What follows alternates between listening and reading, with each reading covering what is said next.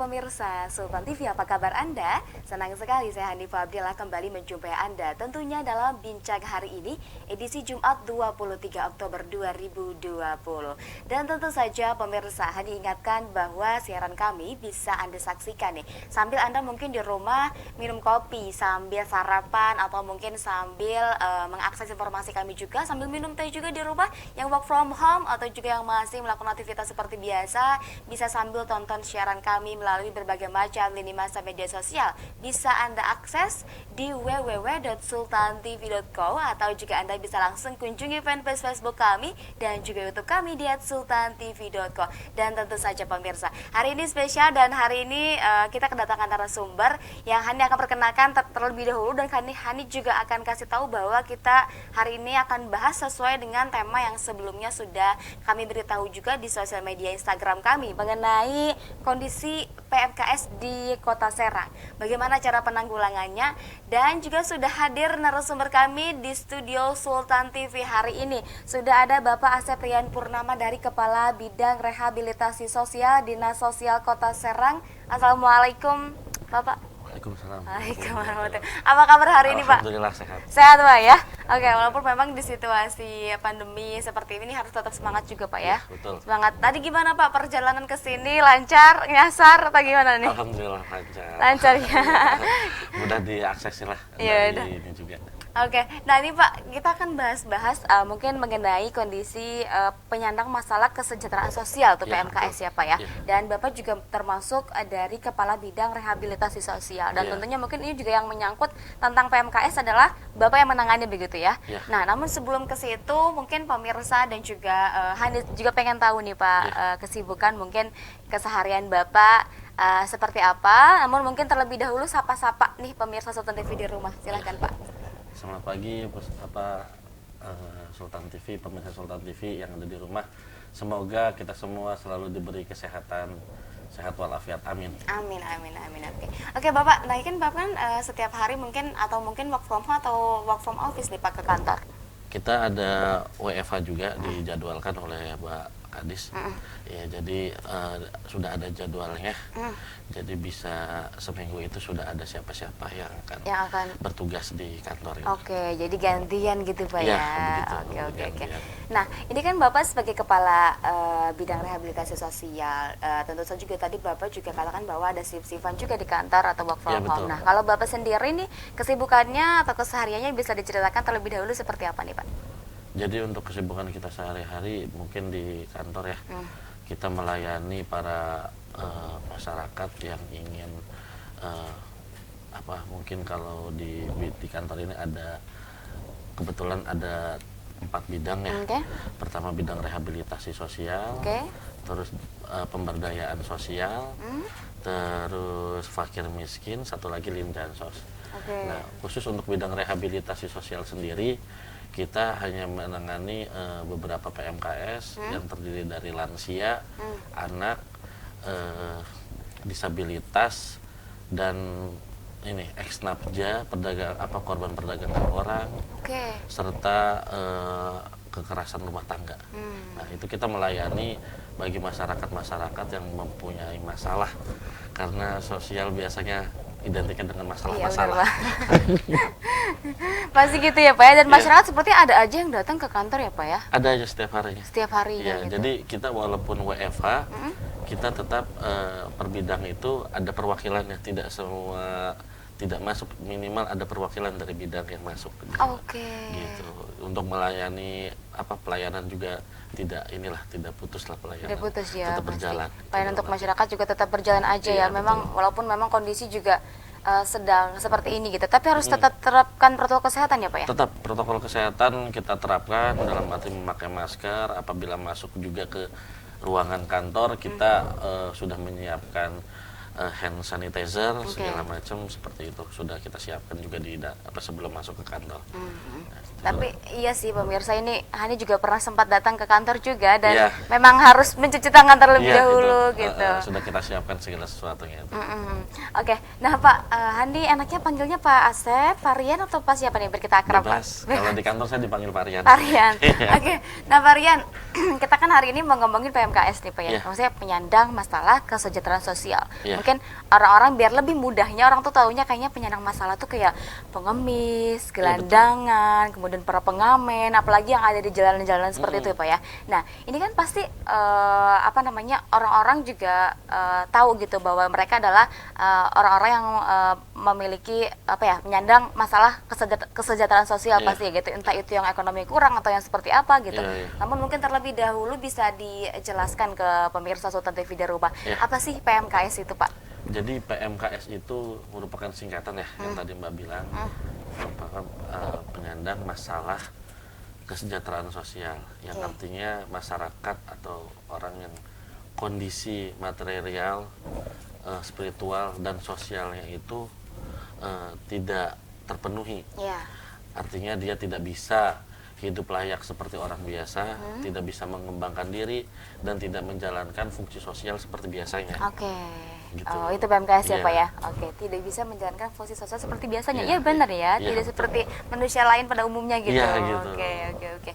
Nah, ini Pak kan Bapak juga dari Kepala Bidang Rehabilitasi Sosial dan tentu saja sepertinya yang paling tepat untuk menyangkut masalah PMKS adalah tarian begitu Pak ya. Nah, ini tugas dari Kepala Bidang Rehabilitasi Sosial itu seperti apa nih Pak untuk masalah dari PMKS sendiri? Jadi untuk PMKS sendiri sebenarnya untuk bidang rehabilitasi sosial tidak semuanya ada di bidang kita. Gitu. Ada pula di bidang kayak fakir miskin. Fakir miskin itu termasuk dari PMKS. PMKS juga? PMKS juga. Jadi PMKS itu menurut undang-undang ada 26.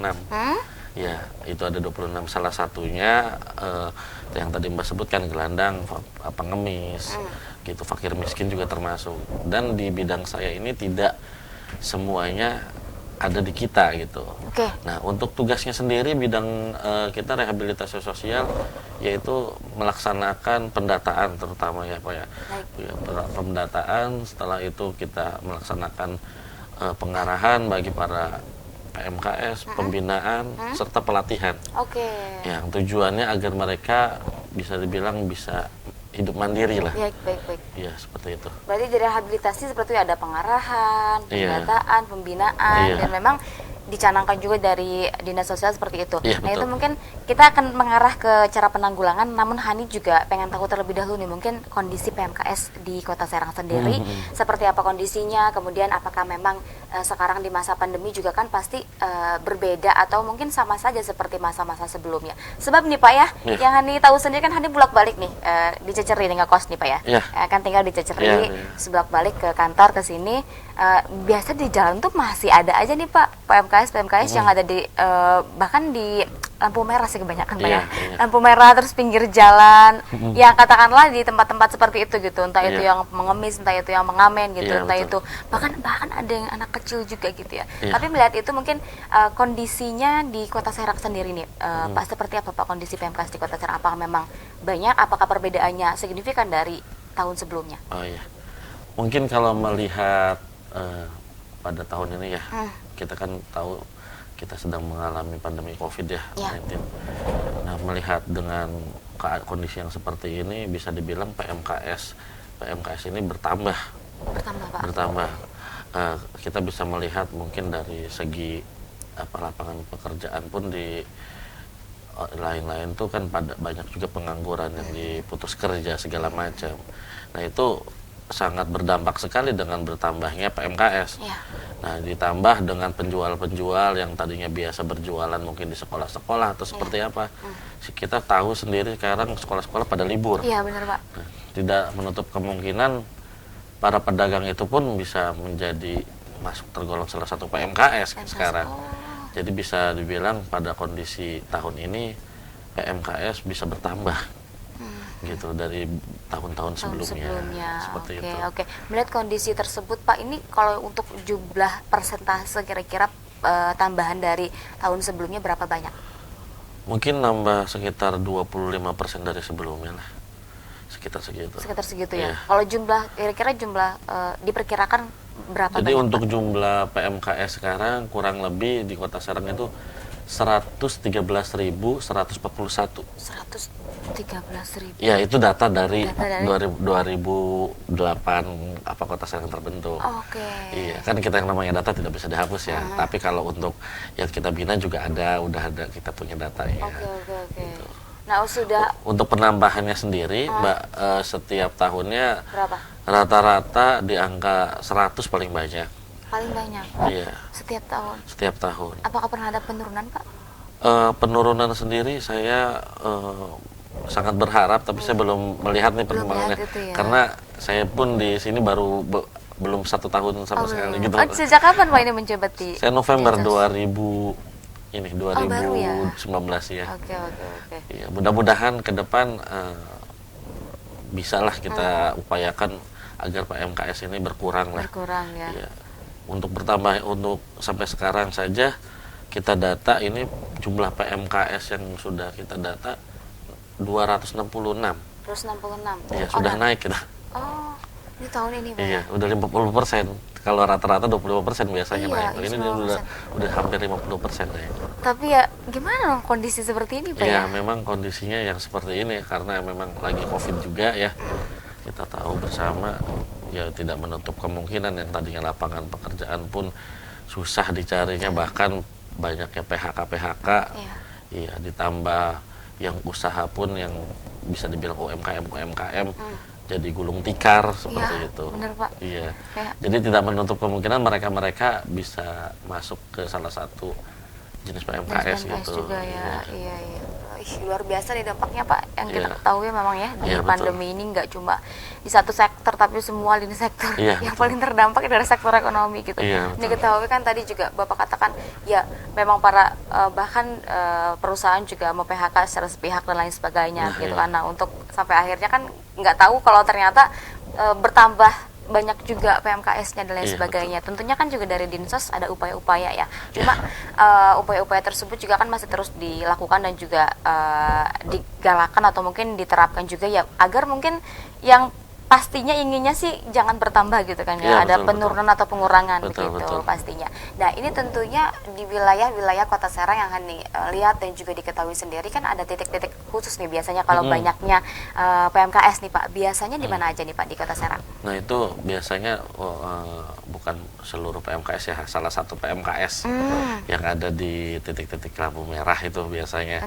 Nah, itu biasanya dia menyebar di titik-titik lampu merah di jalan raya protokol atau veteran. Di titik-titik lampu merah mungkin dari yang tadi Mbak bilang dari titik lampu merah Ceceri sampai juga dengan titik lampu merah Pisang Mas ya.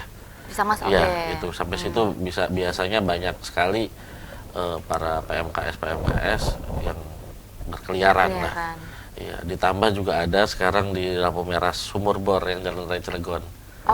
Di situ juga lumayan banyak gitu. Tambah kebun jahe juga banyak. Di kebun jahe juga Pak itu titik-titik yang rawan PMKS memang tidak enak dilihat lah oleh mata gitu. Setiap hari gitu Pak ya. Iya, betul. Oke, di Palima juga tuh Pak. Apakah itu Kota Serang ya? Kota Serang Palima. Oke, masuknya. Masuknya Curug di situ. Nah, itu juga tuh Pak suka ada terus gitu. Iya. Dan waktunya juga kadang bisa ada aja gitu pagi kayak mau siang, mau malam, tapi kebanyakan jam-jam waktu tertentu yang biasa PMKS ada di beberapa titik itu kapan nih Pak? Jadi mereka itu bahkan mereka tahu. Jadi kalau untuk penjaringan Mbak butuh saya ini juga nih ya informasikan. Jadi untuk penjaringan atau razia seperti itu sebenarnya bukan kita. Itu adanya di Satpol PP. Adapun misalkan kita turun, kita bareng sama Satpol PP. Kita tidak bisa asal sendiri gitu. Berarti harus bersama bergandengan dengan Satpol PP. Karena kita tugasnya di Dinas Sosial ini hanya melaksanakan pengarahan saja, mendata, pengarahan, pembinaan dan pelatihan. Tapi untuk penjaringannya itu atau rajianya itu Satpol PP. Iya, makanya kita kalaupun ada event-event tertentu kita bekerja bersama-sama dengan Satpol PP gitu. Tidak bisa kita langsung terjun langsung. Sendiri juga nggak bisa ya Pak ya. Ataupun kita datang langsung hanya kita mengarahkan saja. Tidak bisa membawa mereka. Tidak bisa. Tidak bisa. Gitu. Harus dengan Satpol PP. Iya, harus dengan Satpol PP karena Satpol PP yang bertugas untuk penjaringan seperti itu. Ya, Oke. Nah, itu kan di banyaknya di beberapa titik di wilayah Kota Serang sendiri kan tentunya berbeda di Pak, berbeda-beda di titik-titik lain gitu. Apakah paling banyaknya itu jenis PMKS-nya, jenis atau apa sebutannya? Hani tuh bingung, Pak. Itu ya jenis. Jenis ya. Jadi yang mana, termasuknya Pak? Anak terlantar. Oh. Anak yang mempunyai keluarga tapi tidak punya tidak mempunyai pendidikan yang layak gitu. Hak pendidikannya tidak ada. Gitu, dilihat dari segi ekonominya juga kurang, itu termasuk anak terlantar gitu. Terlantar jadi ya seperti manusia milenium. Iya, sekarang lagi booming gitu. Yang itu yang warna abu milenium itu bukan silver. Oh iya. Silver, oh iya, yang suka kayak patung itu kan, Pak? Iya begitu. Iya, kadang mereka juga bisa dibilang hafal jadwal Satpol PP penjaringan. Oh, jadi mereka nggak? Jadi mereka itu sudah pintar gitu, udah tahu jadwal-jadwalnya. Ketika kita sedang ada razia atau Satpol PP lagi ada razia, nggak ada. Dia tidak ada. Tapi kalau memang tidak ada jadwal, mereka ada berkeliaran. Iya, seperti itu. Seperti itu ya, Pak ya. Iya. Tapi kalau dari Disa sendiri pernah nggak kayak datang untuk mendata saja, memang tidak untuk menjaring seperti Satpol PP gitu? Kalau itu kita sosialisasi? Kita selalu berdampingan sama Satpol PP. Selalu ya, Pak. Selalu mengundang Satpol PP karena tupoksinya tupoksi mereka gitu. Tidak bisa kita asal menjaring gitu. Iya, jadi kita selalu bekerja sama dalam arti bareng-bareng lah kerja untuk menjaring mereka, nanti mereka yang membawa ke kantor atau ke rumah singgah, kita arahkan di sana gitu. Kita data, adapun nanti setelah didata kita tangani lagi untuk proses selanjutnya. Pembinaan dan sebagainya, Pak, yang katakanlah itu salah satu cara penanggulangannya. Betul. Gitu ya. Nah, sejauh ini Pak, apakah memang itu benar-benar anak terlantar semua tuh yang ada di titik-titik keramaian atau titik lampu merah itu, Pak? Sejauh ini saya perhatikan memang benar. Ya, tergolongnya ekonominya mohon maaf rendah ya. Iya, jadi masih tergolong dan umurnya pun di bawah 18 tahun, masih tergolong anak terlantar gitu. Tapi punya orang tua? Punya, walaupun memiliki orang tua tapi kan ekonominya rendah, jadi ininya pun pendidikannya pun misalkan tidak mendapatkan hak pendidikan, tidak sekolah lah dalam hal ini. Itu masih termasuk anak terlantar.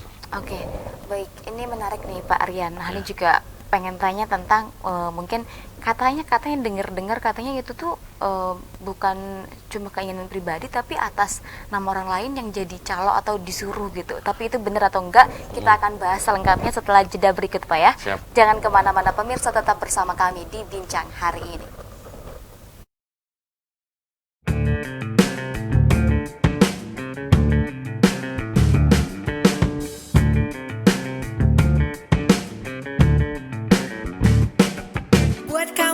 Yang harus berkantor di tengah COVID-19. Menghadapi new normal adalah keharusan. Video ini coba memandu kamu nih guys yang harus masuk ke kantor. Pertama, sebelum berangkat kerja, jangan lupa lindungi mata, mulut, hidung dengan kacamata dan masker. Setelah masuk transportasi umum, jangan lupa guys bersihkan tangan setelah menyentuh gagang pintu atau barang di fasilitas umum. Sesampai di kantor, pastikan kamu melakukan disinfeksi barang-barang termasuk pakaian.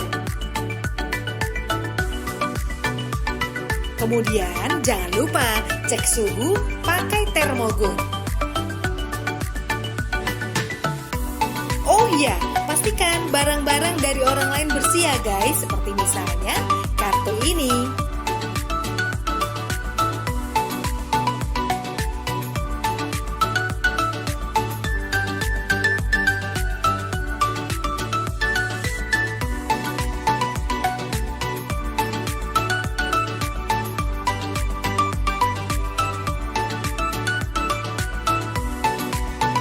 Nah, saat menekan tombol lift, tidak menggunakan jari, melainkan pakai siku.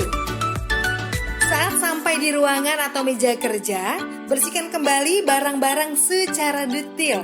Ingat guys, barang Anda jangan diletakkan di lantai.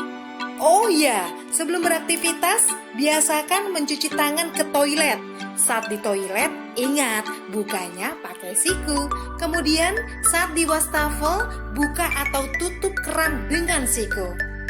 Nah, giliran mau pulang, semprotkan disinfektan meja dan alat tulis dan semua peralatan yang sudah dipakai. Saat sampai di rumah, ingat ya guys, biasakan membuka dengan siku.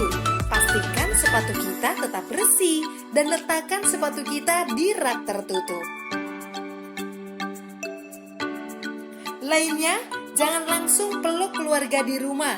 Cuci tangan dulu, mandi, dan bersihkan barang-barang yang dibawa saat kita kerja.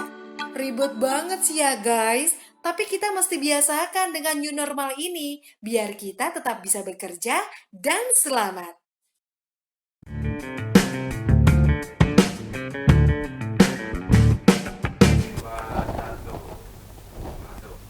Baik pemirsa, terima kasih Anda masih bersama kami tentunya di Bincang hari ini. Dan juga tentu saja ini masih dengan Pak Rian dari Kepala Bidang Rehabilitasi Sosial Dinas Sosial Kota Serang. Tadi kami juga sudah bahas sedikit dan ada di beberapa pembahasan mengenai mungkin kondisi PMKS di Kota Serang sendiri Pak. Dan juga tadi juga ini sempat diperbincangkan mengenai mungkin banyaknya PMKS atau mungkin di titik-titik tertentu ada berapa banyak yang akhirnya memang di masa pandemi ini katakanlah bertambah begitu Pak ya.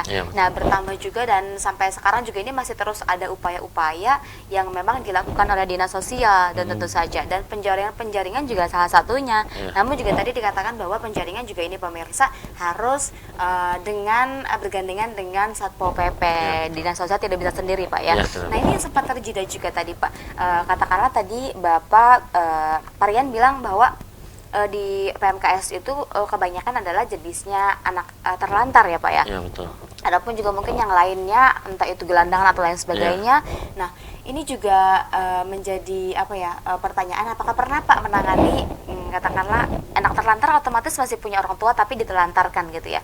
Pernah tidak mengalami memang ada nih anak terlantar masih punya orang tua tapi ternyata memang itu ada pun maupun yang tidak punya orang tua atau punya orang tua tapi mereka tuh kayak punya ada calok orang yang memang menyuruh mereka untuk mengemis, menyuruh mereka untuk meminta-minta entah itu menjadi anak apa tuh silver apa tadi milenium koordinatornya koordinatornya gitu koordinator. Atau seperti apa selama ini sudah pernah menemukan Pak? Jadi untuk yang semacam kasus macam itu memang sudah ada selentingan sih sudah saya dengar. Tapi untuk ini kita juga harus menelusuri apa kebenarannya, benar atau tidaknya. Sampai saat ini sih saya belum mengetahui. Ya mudah-mudahan nanti kalaupun misalkan ada yang seperti itu kita bisa langsung tangani gitu. Dalam arti kita bisa proses secara hukum seperti apa kan ya. Tidak bisa asal mengkoordinator apa mengkondisikan para anak-anak itu kan kasihan yang seharusnya mereka adanya di sekolah, mendapatkan hak pendidikan lah. Ini malah mendapatkan hak yang hal yang seperti itu gitu. Itu kan sama aja dengan tindakan kriminal ya. Nah ya mungkin kalaupun jangan sampailah ada yang seperti itu. Kalaupun misalkan ada yang seperti itu di pemerintah di wilayah Kota Serang, kita akan segera tindak lanjuti lah, kita tangani langsung gitu. Apa benar kebenarannya seperti Tapi sejauh ini Pak katakanlah memang belum menemukan gitu ya dari Bapak sendiri. Tapi apakah ada laporan-laporan baru hanya ada selentingan saja sih. Untuk untuk kebenarannya kita masih belum tahu, kita masih telusuri. Mudah-mudahan sih itu tidak ada gitu. Amin. Iya. Jangan ya Pak ya, jangan sampai lah gitu ya. Kasihan mereka anak-anak. Kasihan gitu. bener. Kalau Hani juga kadang nih Pak, kalau pas berhenti di lampu merah Cicer itu suka ada kirain itu cuma ya pengamen biasa atau gimana, tapi ternyata masih ada banget anak kecil yang usia kecil banget itu usia 5 tahun kali ya atau berapa nggak ngerti lah, dia yang bawa ini tempatnya untuk minta uangnya gitu, entah itu diantar sama kakaknya, entah itu diantar sama orang tuanya atau siapa nggak ngerti. Kadang, itu pernah ada yang seperti itu dan itu gimana Pak?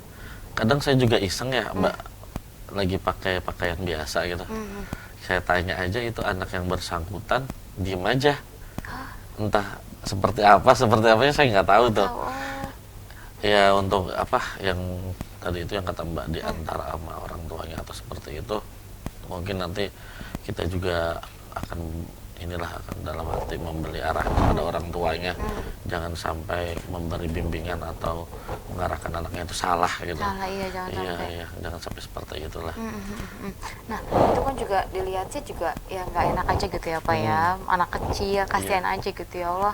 Pasti siapa sih yang nggak iba gitu melihatnya gitu, hati anaknya, entah itu dengan orang tuanya atau bahkan kakak dan juga adik atau siapalah, nggak ngerti. Anak kecil harusnya kan juga sekolah, berpendidikan, mendapatkan haknya gitu sebagai seorang anak, entah itu bermain atau betul. apa gitu. Tapi Bermain, ternyata itu tapi berarti sejauh ini yang terjaring belum pernah untuk anak kecil Pak? Belum pernah. Kita biasanya yang terjaring itu umur di atas 5 tahun gitu. Oh, di atas. Iya. Okay. Untuk anak-anak kecil itu biasanya kita belum pernah mendapatkan sih.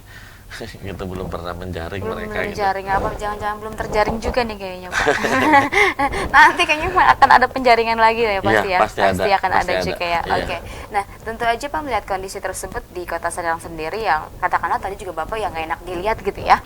Pasti ya siapa sih ya pengen lah kotanya nyaman, kotanya bersih, nggak ada gitu tuh Pak ya. Nah, lalu kemudian apakah upaya-upaya yang dilakukan dari pihak Dinas Sosial terkait penanggulangan PMKS yang ada di Kota Serang nih Pak, seperti apa? Ya, untuk penanggulangannya di tahun ini ya, karena kita melihat COVID juga ini kan ya, memang bisa dibilang banyak yang terdampak atau bertambah, bisa bilang bertambah banyak PMKS. Pemerintah Kota Serang sendiri, Pak Wali Kota dan Pak Wakil menginstruksikan langsung ke Dinas Sosial dalam arti kita harus fokus kepada PMKS yang bisa dibilang terkena dampak COVID juga gitu. Kita memberikan bantuan berupa sembako seperti itu. Kita memberikan pelatihan juga bagi yang sudah terdaftar di kita, dan baik yang sudah mengikuti proses pelatihan pembinaan, kita berikan juga alat bantuan yang tujuannya agar mereka bisa mandiri lah seperti itu. Jadi walaupun di masa pandemi COVID ini tetap bantuan atau kita memberikan fasilitasi kepada para PMKS gitu. Tidak berpengaruh gitu walaupun di masa pandemi COVID ini. Berarti perbedaannya apakah berbeda nih cara penanggulangannya di masa sebelum dan juga di masa pandemi ini? Sama aja, hanya mungkin lebih ekstra dalam arti lebih banyak lah gitu. Lebih banyak, Iya, untuk memberikan sembako seperti itu kan mereka juga pasti mengalami hal yang sama gitu. Karena terkena dampak COVID ini gitu. Tapi berarti urutannya sebelum mendapatkan sembako katakanlah para PMKS tersebut urutannya harus ini dulu Pak, apakah harus didata dulu, apakah dijaring terlebih dahulu baru nanti diberi, terus kemudian diberi bantuan sembako, kemudian juga nanti katakanlah diberikan pelatihan, pembinaan, atau seperti apa nih urutan? Yang sudah kita data. Yang sudah kita data. Adapun yang baru terjaring kayak kemarin kita kan baru melaksanakan bulan bakti ya. Nah, itu kita langsung kita data, langsung kita pun beli arahan, kita kasih pembinaan, kita kasih motivasi lah kepada mereka. Setelah itu kita langsung kasih bantuan berupa sembako gitu ya. Nah, mungkin apakah ada program-program khusus apa yang dicanangkan nih Pak dari Dinas Sosial sendiri untuk penanggulangan PMKS yang tentunya yang paling berdampak tuh program apa sih Pak untuk masyarakat atau untuk para penyandang PMKS Pak? Jadi setiap tahun kita punya salah satu program yang tujuannya untuk mengkelirkan PMKS itu. Namanya program Bulan Bakti. Nah, di situ isinya kita bekerja sama dengan pihak Satpol PP, pihak Dinas Kesehatan, untuk bekerja sama untuk menangani PMKS yang berkeliaran di Kota Serang. Nah, dampaknya sendiri setelah dilaksanakan kegiatan itu, alhamdulillah sebulan, 2 bulan, 3 bulan bersih itu dari PMKS Kota Serang. Tapi tidak menutup kemungkinan bakal ada lagi. Itu penyakit masyarakat sih susah. Apalagi yang tadi katakanlah kata Bapak yang sudah tahu jadwal untuk penjaringan. Nah, itu. Karena mereka juga kadang sudah ada di zona nyamannya ya. Kita sudah berikan pelatihan, terkadang sudah kita berikan alat bantuan segala macam buat mereka berusaha, belum tentu mereka giat dalam menjalankan usahanya. Mereka bisa jadi balik lagi. Iya, karena dia sudah ada di zona nyaman ya, dengan dia berdiri cuman modal fisik dia dapat 100.000 per hari. Gitu, bahkan lebih bisa jadi. Sedangkan kita sudah dibelikan alat peralatan segala macam, salah satunya misalkan perbengkelan lah. Mungkin mereka mikirnya belum tentu ada yang ini, tapi iya lah seperti itulah. Oh, tapi ketika di jalan mungkin merasanya padahal kan salah itu. Nggak boleh ya. Iya benar ya, mikirnya aturan, masih iya gitu. sih benar melanggar aturan lain sebagainya. Makanya harus dibekali juga bisa dibilang edukasi keagamaannya juga harus diinikan lah, harus diberi juga gitu. Tidak hanya motivasi aja gitu. Ini juga agama juga harus kita inikan. Harus juga spiritualnya Pak ya. Iya, spiritualnya. Okay. Tapi sejauh ini Pak ada yang berhasil Pak, maksudnya tidak baik lagi untuk menjadi PMKS? Ada yang sekarang sudah membuka catering, gitu. Ada yang sudah punya bengkel sendiri, jualan pulsa, gitu. Sudah ada. Ada usaha-usaha sendiri masing-masing karena ada pelatihan dan juga pembinaan begitu Pak ya. Iya. Oke, luar biasa dari Dinas Sosial juga ini masih terus upayakan ya Pak ya. Iya, baik tadi acara bulan bakti programnya gitu. Itu setiap tahun atau setiap bulan? Setiap tahun sekali. Tahun sekali gitu ya. Oke. Nah kan adanya penjaringan dan lain sebagainya. Kalau penjaringan setiap kapan Pak? Kalau penjaringan kita rencanakan di tahun 2021 ini 1 bulan 1 kali. Ya, itu pun berdampingan dengan Satpol PP ya. Iya. Harus ya. Iya. Kita bekerja sama dengan Satpol PP, insya Allah akan melaksanakan penjaringan 1 bulan 1 kali. Oke. Nah kan adanya penjaringan yang, tapi tahun ini belum dicanangkan untuk 1 bulan sekali Pak berarti ya? Kita masih melaksanakannya 3 bulan sekali. 3 bulan sekali. Iya. Karena anggaran. Dengan Satpol PP yang anggaran juga ya Pak ya pasti ya. Oke. Nah ini kan tentunya sudah dilakukan razia gitu sejauh ini Pak. Apakah razianya itu berdampak khusus atau seperti istilahnya mereka benar-benar bersih atau masih tetap ada lagi akhirnya tetap ada lagi yang baru, ataukah benar-benar muncul yang baru atau orangnya itu aja Pak, gimana Pak? Kalau yang baru sih pasti ada.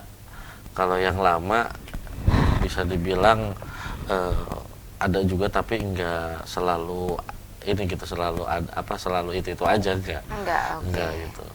Jadi hanya beberapa yang lama, paling 1-2 gitu, yang lama masih ada aja nih gitu. Ya paling yang lama itu kita beri sanksi yang lebih inilah gitu tuh, sanksi sosialnya gitu. Baik. Nah, sejauh ini kan berarti sudah ada banyak upaya yang dilakukan oleh pemerintah atau dinas terkait ya Pak ya, dengan tentu saja dengan stakeholder terkait, tadi katakanlah dengan Satpol PP dan lain sebagainya.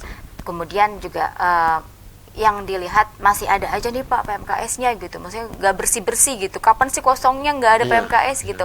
Nah itu kenapa sih Pak, apa yang menyebabkan itu masih ada terus Pak PMKS-nya? Yang pertama mungkin satu, mereka sudah ada di zona nyamannya mereka masing-masing ya. Itu kepribadian lagi kembali kepada pribadinya. Padahal kita juga sudah berupaya, dalam arti sudah mengasih pengarahan, pembinaan, sampai pelatihan pun sudah kita upayakan. Yang kedua mungkin banyak lagi orang-orang yang tadi itu yang baru PMKS baru. Nah, kenapa kita juga untuk penjaringannya juga kan kita juga ada jadwalnya, sudah terjadwal, tidak bisa setiap hari lah, bisa dibilang seperti itu. Jadi seperti itu. Oke, bisa setiap hari gitu ya, bahkan jadwal dan sebagainya. Nah ini Pak, tentu aja kan penjaringan yang dilakukan, berarti apakah selama ini menurut Bapak efektif atau tidak sih Pak untuk pengurangan PMKS di Kota Serang sendiri khususnya? Mungkin kalau untuk penjaringan itu Satpol PP yang lebih hafal ya. Masih dibilang efektif atau enggak, karena saya juga belum tahu secara persis, belum tahu jadwal mereka itu hari apanya gitu. Cuman kalau untuk ke depan dari Dinas Sosial sih sebenarnya keinginannya itu 1 bulan itu tidak 1 kali Mbak, kita melaksanakan sesering mungkin lah. Kalau bisa sih 1 minggu sekali lah, agar mereka tuh kena efek jerak gitu. Jadi tidak lagi bakal ada di lampu merah itu, waduh ini setiap hari ada gitu katanya. Jadi tidak bakal ada lagi di sana dia juga. Jadi udah jerak lah gitu tuh, karena sering di jaring seperti itu. Ya, jadi mau apa dikatakan, kita hanya hanya bisa mampunya hanya untuk 1 bulan sekali, ya sudah gitu. Jadi hanya 1 bulan sekali aja. Iya, tapi ini semoga diupayakan lah ya, pengennya sih mudah-mudahan. apa ya kan. Ya, Bener sih tadi kata Bapak, biar ada efek jerak. Kalau contohnya nih Pak, kalau misalkan ternyata memang hanya sebulan sekali, atau katakanlah sekarang tahun ini 3 bulan sekali, orang udah lupa kali, nanti penjaringan lagi juga masih lama 3 bulan. Tapi bulan itu lagi. punya Gimana program itu 3 bulan sekali punya Dinsos ya. Maksudnya untuk mengasesmen ya. Tapi kalau untuk penjaringannya mungkin Satpol PP punya jadwal tersendiri. Baik. Jadi Satpol PP setelah penjaringan biasanya menyerahkan ke kita data-data nama-nama yang terjaring sama siapa. Oke. Nah, tentunya ada upaya dan juga pelatihan setelah dijaring dari Satpol PP, kemudian juga diserahkan kepada Dinas Sosial. Dari Dinsos juga ini sudah ada tadi katakanlah pembinaan dan juga pelatihan. Betul. Dan juga berikan bantuan dan seperti itu Pak ya. Sudah banyak. Tapi Pak, mau tanya juga penasaran ya Hani, apakah anak gelandangan atau katakanlah PMKS di Kota Serang ini boleh nggak sih Pak sama masyarakat dikasih uang? Jangan dijawab dulu. Kita harus jeda terlebih dahulu lagi Pak ya. Siap. Baik, kita jeda terlebih dahulu pemirsa, jangan kemana-mana, tetap di Bincang Hari Ini.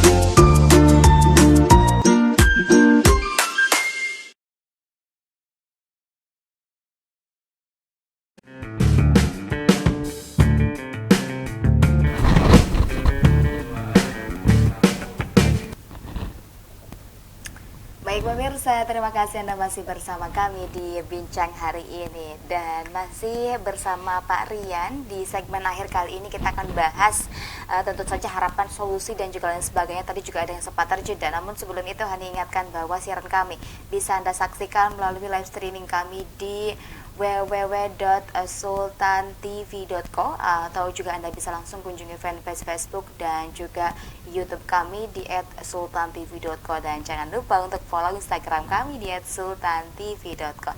Dan tadi juga ini masih sama Pak Rian, kami di segmen 2 sudah bahas mungkin cara penanggulangan dan juga apa yang harus dilakukan Dinsos untuk mengurangi gitu setidaknya dampak dari para penyandang masalah kesejahteraan sosial tersebut. Nah, melihat itu kan juga ini masih ada dan juga banyak nih Pak di beberapa ruas atau titik-titik jalan di Kota Serang khususnya gitu ya. Yang Hani lihat juga ya beberapa pasti setiap hari itu selalu ada gitu. Apakah ini sampai berpikir apakah ini memang tidak ada penjaringan atau seperti apa? Tapi ternyata memang sudah dijadwalkan dan memang ada gitu ya Pak. Ada, cuma memang tidak ini gitu ya Pak, tidak intensif atau intensif dan tidak intens banget gitu.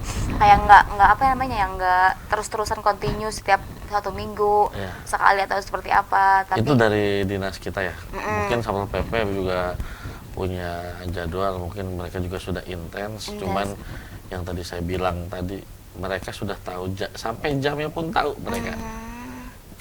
Bisa jadi Satpol PP setiap hari mereka memang ada penjaringan atau razia lah dalam hal ini keliling, tapi mereka tahu jamnya jam berapa ya Satpol PP itu keliling. Jadi di saat Satpol PP itu lewat daerah itu, mereka sudah tidak ada gitu. Di saat Satpol PP tidak berkeliaran mereka ada. Ada. Oke, ini ya ampun. Udah pintar dari kita gitu. Sekali ya Iya, dari betul. kita gitu. Nah, ini Pak, tadi juga Hani yang sempat terjeda pertanyaannya kan. Suka ini nih Pak, ada masih di beberapa jalan di titik-titik itu masih ada PMKS atau anak terlantar atau pengemis atau bahkan yang mengamen atau yang banyak lah bentuk-bentuknya gitu ya, cara-caranya mereka untuk ya biar masyarakat tuh iba atau seperti apa gitu. Tapi boleh nggak sih Pak ini masyarakat umum ini untuk meminta atau memberi uang kepada para penyandang PMKS tersebut? Tentu saja kan pasti kalau Hani pribadi aja nih Pak suka ngeliat kasihan, mau dikasih 1.000 mah gitu tuh, dikasih 1.000 mah atau mau dikasih 2.000 mah yang ada di kantong gitu, pengen dikasih karena kasihan aja gitu ngelihatnya gitu. Tapi sebenarnya upaya itu yang dilakukan masyarakat boleh nggak sih Pak? Sejauh ini kan masyarakat juga mungkin belum tahu atau harus diedukasi seperti apa nih kira-kira Pak? Ya, yang pertama mungkin kalau misalkan memang seperti itu, berarti masyarakat sama saja dengan membiarkan mereka ini betah ada di wilayahnya situ, gitu. Jadi jangan sampailah kalaupun misalkan mereka minta-minta, kalau bisa sih kita tidak usah memberi lah, agar mereka pun bisa dibilang tidak nyaman lagi lah gitu, tidak akan lagi di situ karena memang keadaannya itu bakal sepi atau seperti apalah gitu. Dan menurut aturan juga untuk memberi uang pada tempat umum itu memang salah. Bahkan kalau tidak salah ada dendanya itu. Kalaupun kita memberikan uang kepada mereka itu. Jadi yang pertama menurut aturan salah, yang kedua khawatir membuat zona nyaman mereka di situ gitu. Iya, karena sudah tiap hari lewat situ mereka mendapatkan uang, akhirnya kan mereka juga merasa nyaman atau seperti apalah dengan mendapatkan penghasilan di situ, pastinya merasa nyaman mereka. Iya, dipikir-pikir Pak. Tapi kalau kita misalkan tidak memberikan, mereka juga mungkin jera atau seperti apalah, tidak bakal ada standby lagi di situ lah. Iya, itu kan hal-hal kecil yang bisa dilakukan masyarakat padahal. Iya, itu salah satu mungkin dukungan masyarakat untuk mengentaskan PMKS yang ada di tempat umum itu, yang salah tempat lah. Ya, itu salah satu mungkin partisipasi dari masyarakat membantu kita pemerintah agar mengentaskan PMKS yang berkeliaran di wilayah terlarang. Ya, salah satunya itu tidak memberi bantuan atau iuran dana lah kepada mereka-mereka yang meminta di tempat umum seperti itu. Ya, yang kedua juga memang ada aturannya, kalau tidak salah itu bahkan sampai didenda itu. Iya. Didenda kalau tidak salah. Gak boleh banget berarti gitu ya. Berarti kalau mau ya masyarakat jangan ke mereka langsung ya Pak ya? Iya. Atau yang lebih tepatnya mungkin ke lembaga Nah, khusus. bisa seperti itu, Lembaga seperti panti. Iya, ya kalau memang misalkan, sudah jelas gitu Pak. Sekarang kan ada, kalau misalkan mau zakat juga ada bagiannya. tempatnya, iya, iya, benar. tempatnya. Nah, Iya, edukasi gitu. untuk masyarakat nih Iya. Pak nih. Dia kebanyakan nih ini juga tahunya sih kayak karena melihat anak-anak atau orang-orang atau masyarakat juga kayak memberi aja ke mereka Iya. karena udah nyanyi nih kasihan Iya. katanya gitu, udah nyanyi di tengah jalan panas-panasan. Iya, betul memang. Ya kan Pak, karena kasihan itu gitu loh Pak, kayak kasihan udah nyanyi dan lain sebagainya Iya, akhirnya tapi itu salah karena dikasih. membuat mereka nyaman dengan begitu. Kalau kita memberi mereka merasa nyaman dengan mendapatkan penghasilan itu yang bisa dibilang lumayan banyak juga itu. lumayan ya. Lumayan itu sehari bisa sampai minimal 100.000. Nanya loh itu Iya, Pak. Iya. Tapi sejauh ini pernah ada laporan nggak Pak? Mereka tuh biasanya paling banyak dapetin uang berapa tuh dari hasil mengamen atau hasil apalah itu? Sampai 200.000 itu saya pernah dapat. 200.000 dalam sehari. Iya. Dibayangkan sehari 200.000 dikali 30 hari Pak. Iya, makanya Udah makanya nggak aneh, pokoknya ada di daerah mana katanya pengamis bawa uang puluhan juta katanya. Kan? Dikaretin, ya nggak aneh. Iya ya. Iya. Karena Iya, itu itu. setiap hari. Nah ini masyarakat juga ini harus diberikan sosialisasi. Tapi bentuk sosialisasi ke masyarakat kira-kira Pak ada nggak Pak sejauh ini dari desa? Ada, kita melalui kelurahan, melalui kecamatan nanti akan mengundang semacam organisasi yang ada di kelurahan seperti itu. Kita biasa sosialisasi di kecamatan. Oke, berarti memang harus terus disosialisasikan atau seperti apa nih Pak? Ya, ke depan mungkin kita juga harus terus disosialisasikan karena ini kan semacam kita juga pengen semacam dukungan lah dari masyarakat pun harus ikut serta gitu, dalam arti untuk pengentasan PMKS ini bukan tugas pemerintah saja. Jadi merupakan tugas dari masyarakat, stakeholder dan pemerintah terutama. Juga gitu Iya. ya. Oke. Nah, ini ada pertanyaan nih Pak dari official YouTube kami di live chat, ini mungkin bisa dibacain sama Hani dan bisa barangkali dijawab sama Bapak nih Pak ya. Terlihat dari banyaknya PMKS yang di persimpangan jalan Pak, mulai dari anak jalanan, pengemis hingga orang dengan gangguan jiwa. Nah, kalau ODGJ bagaimana tuh Pak? Katanya. ODGJ? Iya. Ya, ODGJ juga sama penanganannya. Kita juga itu masuknya disabilitas. Oke. Di kita juga ada kepala seksi yang menangani khusus penyandang disabilitas ya. Nah, itu gangguan jiwa. Jadi untuk penanganannya sendiri kita untuk ODGJ biasanya Satpol PP yang menjaring tetap diserahkan ke kita, dan kita sudah bermitra ya dengan lembaga atau yayasan yang menangani ODGJ ini. Ada di wilayah Sawaluhur. Jadi kita untuk penanganan ODGJ sendiri kita bisa membawanya ke sana gitu biasanya. Okay. Untuk ditangani ya sudah itu mereka ditampung di sana untuk sementara. Ada ya tapi ya ada. Oke. Nah, itu pemirsa tadi dari Jaludin Udin dari katanya. Terus ini ada lagi Pak pertanyaannya dari Agus nih. Pak, bagaimana kalau orang yang pura-pura miskin, nggak punya keluarga dan lain sebagainya, ini menjadi PMKS yang berkeliaran di lampu merah katanya. Terus biar Kota Serang enak dilihat di bagian titik lampu merah tuh coba Pak dijemput bola agar maksimal dan menangani PMKS, bagaimana tuh Pak katanya? Oh iya. Untuk yang pura-pura miskin, saya belum pernah nemuin. Iya Pak. Itu kalau nemuin itu kayaknya di acara-acara. Gitu. Ya kali Pak ya. Dan kita pun kalau misalkan mendata para PMKS itu, kita by name by address-nya juga kita minta gitu. Dan belum pernah menemukan hal yang seperti itu. Yang pura-pura miskin belum ya, pernah. Pak, ya? Belum ya. Ya. Oke. Tapi kalau untuk satunya tadi apa Pak?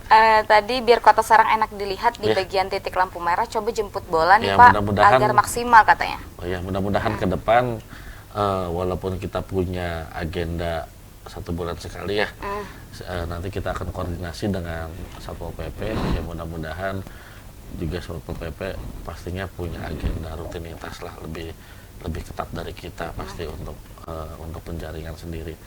Ya ke depan nanti kita akan upaya koordinasi agar jemput bola itu yang tadi diminta oleh masyarakat bisa kita laksanakan.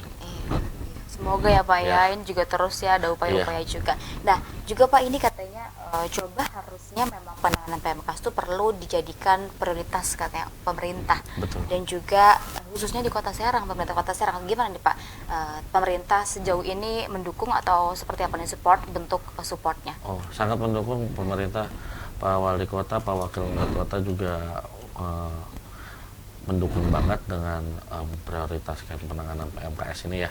Ya terbukti dengan memberi bantuan juga untuk para PMKS yang terdampak COVID juga kan.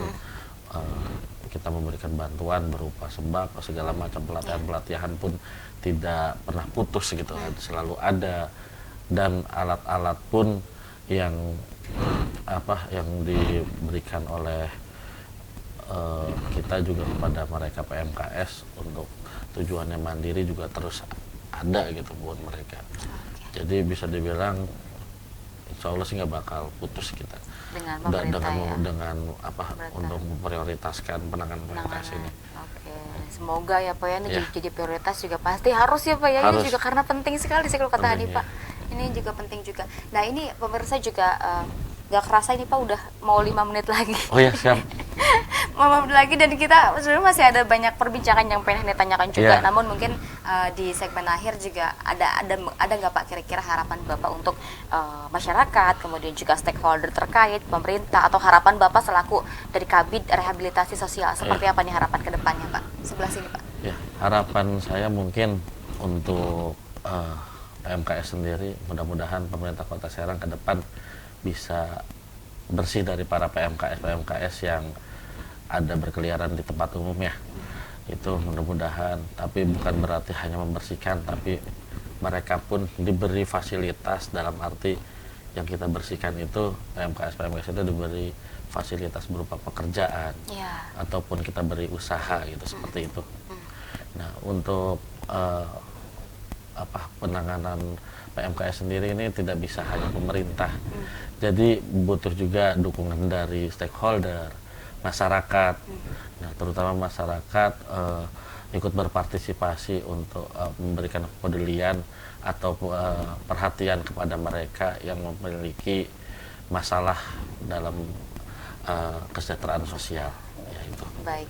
Oke, dan tentu saja juga ini masyarakat perlu ada partisipasi yang tadi yang mulai hal-hal kecil ya Pak ya. Dari hal yang kecil itu jangan memberi kepada PMKS yang ada di jalanan. Betul. Ingat kepada Hani diri sendiri juga nih Pak. Kepada Hani diri sendiri dan juga kepada mungkin pemirsa Sultan TV di rumah yang menonton juga, ini jangan sampai memberi itu, sama saja jika kita memberi sama saja membuat mereka nyaman di situ. Betul.